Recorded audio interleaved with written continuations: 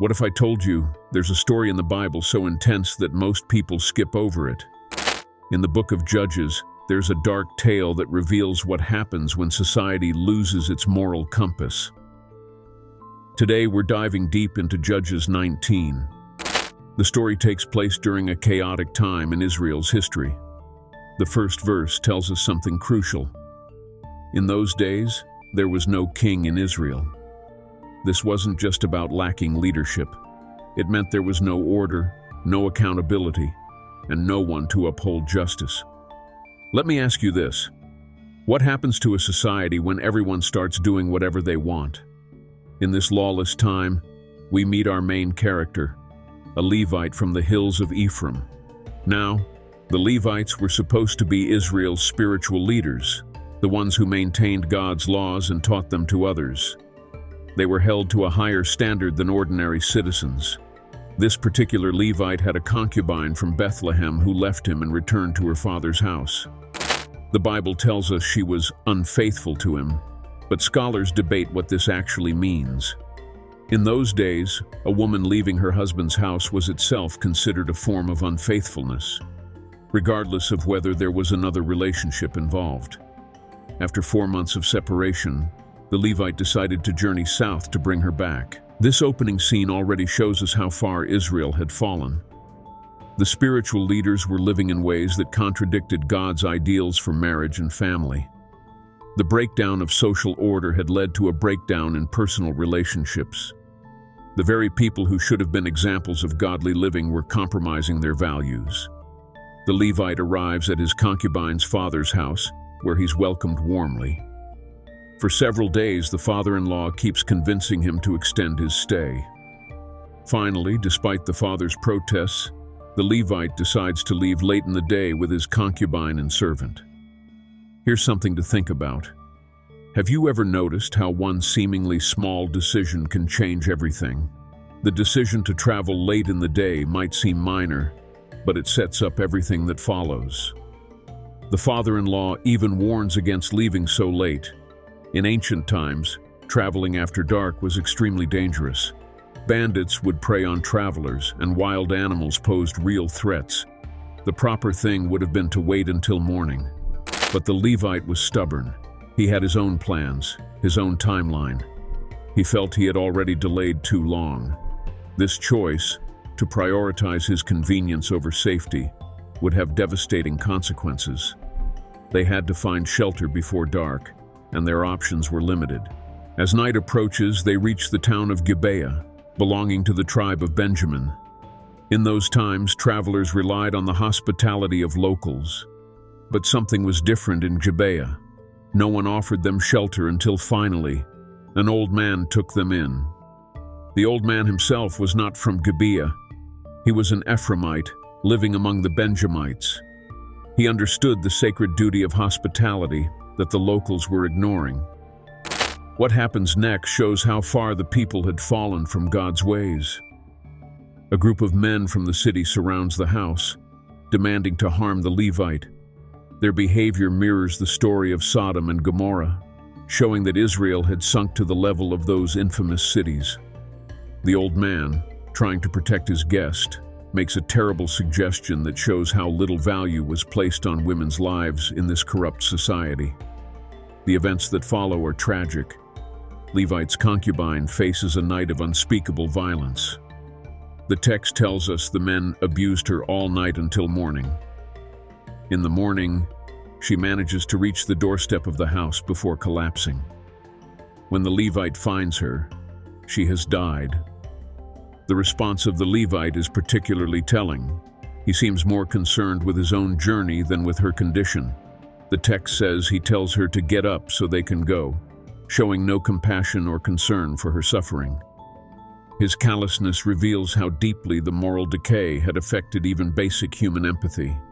This part of the story exposes multiple failures: the failure of the city to protect travelers, the failure of men to respect human dignity, the failure of those in power to protect the vulnerable, and the failure of a husband to protect his wife. What would drive someone to respond to tragedy in the most shocking way possible? Levite's response is unprecedented. He takes his concubine's body home and divides it into 12 pieces, sending one to each tribe of Israel.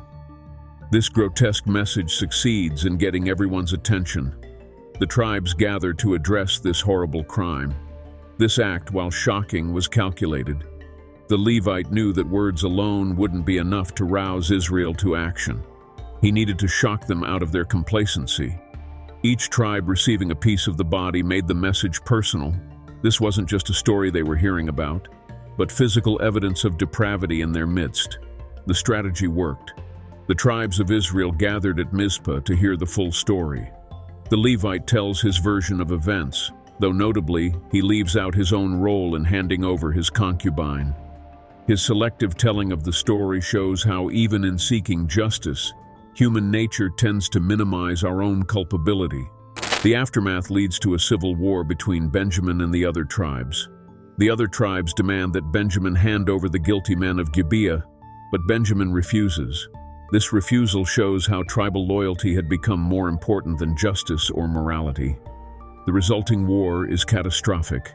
In the first two battles, Benjamin actually prevails, killing 40,000 Israelites. Finally, in the third battle, Benjamin is defeated. The other tribes then go too far, burning Benjamite cities and killing women and children. Of the entire tribe, only 600 men survive, hiding in the desert. This escalation of violence shows how justice without mercy can lead to even greater injustice. The tribes were right to demand punishment for the crime, but their wholesale slaughter of innocent Benjamites created new victims and new injustices. The survivors hid at the Rock of Rimmon for 4 months, the same amount of time the concubine had stayed at her father's house. These parallel time frames seem to suggest a cycle of separation and violence that characterizes the entire period. The story shows us 5 crucial lessons that resonate even today. Let's talk about accountability for a moment. You've probably noticed how people act differently when they know someone's watching, right? That's exactly what was happening in Israel. With no king, no real authority figure, people thought they could do whatever they wanted without consequences. It's like taking the crossing guard away from a busy intersection. Chaos is bound to follow. But here's what really gets me about this story. It shows how one bad decision can create ripples that affect countless lives. Think about it. What started as a horrible crime in one city led to a civil war that almost wiped out an entire tribe. The Benjamites probably never imagined their actions would nearly destroy their whole tribe. And the other tribes? Their vengeful response just created more problems they had to solve later. There's another crucial lesson here that hits close to home. You see, the people of Gibeah didn't wake up one morning and suddenly decide to become monsters. Their moral decay happened slowly, one small compromise at a time. It's like watching a house deteriorate. It doesn't collapse overnight. First a loose shingle, then a cracked window, until one day the whole structure is unsafe. That's what happens when we keep pushing our moral boundaries just a little bit further each time. And let me tell you something about violence. It's like a boomerang that keeps coming back. Sure, the other tribes had every right to be angry about what happened, but their violent revenge? It just sparked more violence. They ended up attacking innocent people in Jabesh Gilead just to find wives for the surviving Benjamites. They took 400 young women, but even that wasn't enough.